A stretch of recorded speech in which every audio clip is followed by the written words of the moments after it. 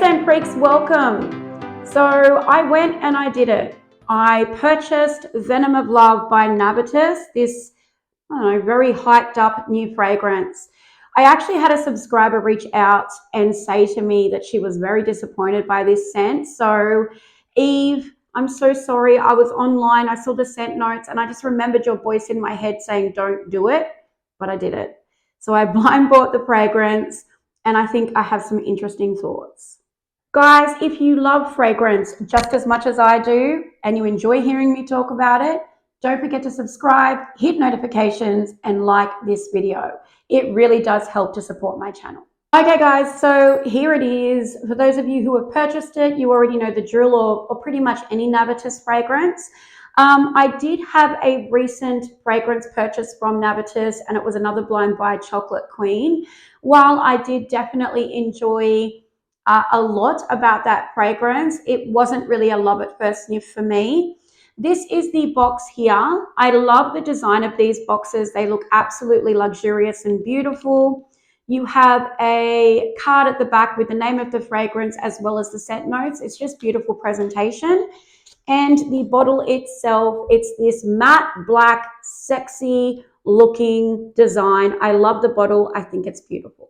Okay guys, so I have sprayed the test strip. I will read you guys quickly the scent notes. This fragrance retails for 245 Australian dollars for a 100 ml straight concentration bottle. Now, let's go through the scent notes. Okay guys, so as I said, I sprayed the test strip. I'm pretty much, thinking the same things that I did when I first unboxed it and tried it and then wore it. I absolutely get Lost Cherry by Tom Ford vibes. I mean, there is no doubt in my mind that that is what this fragrance reminds me of.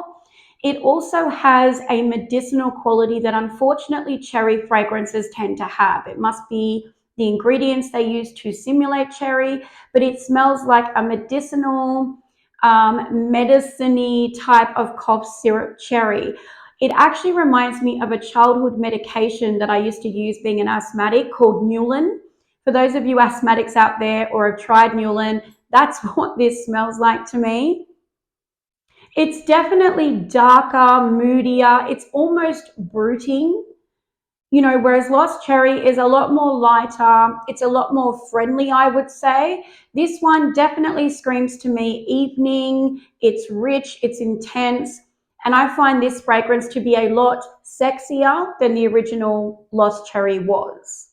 About 10 minutes in on my warm skin, I start to get kind of cherry along with some floral elements as well.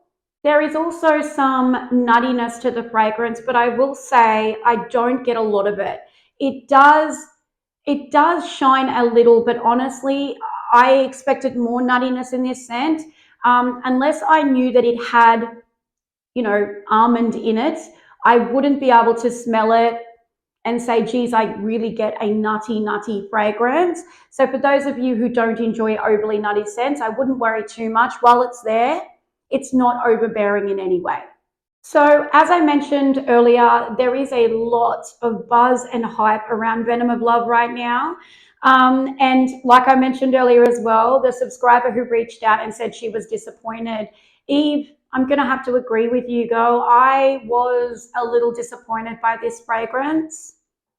While, look, it's not a bad scent and there's certainly elements I enjoy about it, I honestly felt like while it went a little darker, a little moodier, I didn't really get a lot of whipped cream. I didn't really get a lot of that almond note. And it does at the end of the day smell very medicinal to me. Also too, the chocolate that's in this fragrance, while I do pick it up, it reminds me of a dark, sour chocolate as opposed to a creamy, milky, sweet chocolate, which I think would have been the perfect balance, having that cherry, that plump, juicy cherry, along with some added sweetness with that dairy milk kind of chocolate feel. But yeah, I definitely get a sour, that really, really dark chocolate that isn't overly sweet and it's a little sour. That's the chocolate that reminds me is in this fragrance. I don't know. I just get a sour vibe, and it's not from the cherry. I'm definitely getting it from the chocolate.